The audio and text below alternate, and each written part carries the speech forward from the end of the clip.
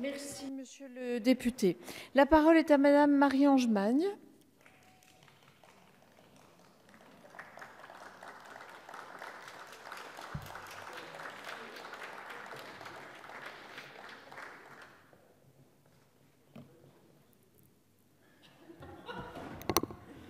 Merci Madame la Présidente, Monsieur le Ministre, Monsieur le rapporteur général, Monsieur le Président Chassaigne, chers collègues.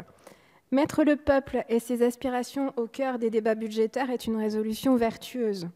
Pour autant, cet objectif doit être atteint en s'appuyant sur le principe de démocratie représentative dont le Parlement est déjà le garant.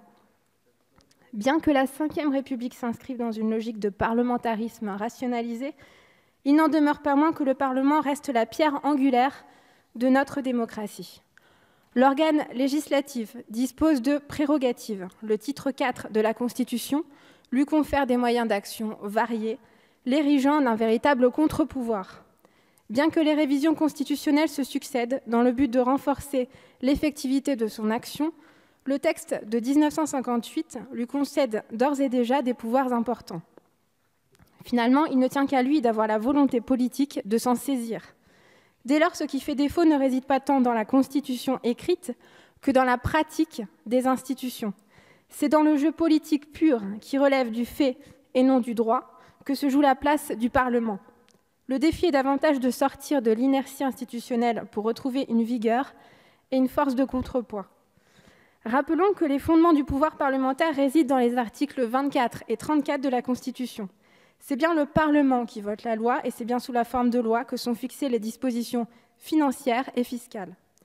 S'il constitue une limitation du droit d'initiative parlementaire, l'article 40 demeure un pilier de l'équilibre de la Ve République, symbolisant la lutte contre les dérives parlementaristes antérieures.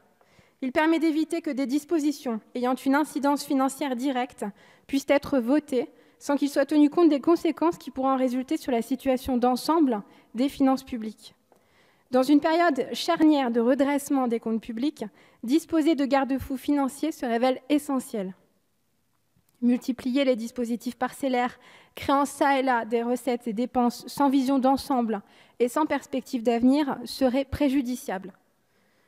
Concernant la participation de la France à l'Union européenne, elle procède de l'expression de la souveraineté étatique émanant principalement du Parlement, qui a autorisé la ratification des traités. Le titre 15 de la Constitution témoigne de la volonté d'appartenir à l'ensemble économique et politique qu'est l'Union européenne.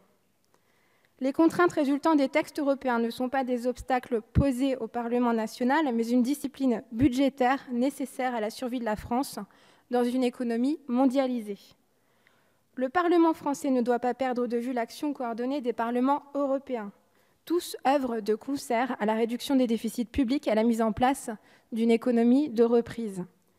Concernant le droit d'initiative parlementaire en matière budgétaire, le Parlement doit d'abord s'emparer de ses prérogatives actuelles avant de demander au gouvernement de lui en donner de nouvelles. À ce jour, le problème réside dans la pratique et dans le rapport de force politique plutôt que dans les moyens d'action juridique. Concernant la création de pouvoirs d'expertise propres au Parlement, d'une part, cela suppose des moyens financiers supplémentaires qui ne sont pas d'actualité dans le contexte actuel de restrictions budgétaires. D'autre part, vous le savez, une réflexion est en cours pour doter le Parlement de moyens d'évaluation renforcés par un travail plus approfondi avec la Cour des comptes, avec des organismes indépendants ou encore via la mise en place d'une agence parlementaire d'évaluation. Il est d'ores et déjà possible, à budget constant, de renforcer les pouvoirs d'expertise du Parlement. Le printemps de l'évaluation en est un bel exemple. De nos jours, les parlementaires peuvent avoir accès à des documents objectifs délivrés par des autorités compétentes. Concernant la composition de la Cour des comptes, la loi du 1er juillet 2006 portant dispositions statutaires applicables aux membres de la Cour des comptes a déjà répondu à l'objectif d'ouverture et de diversification.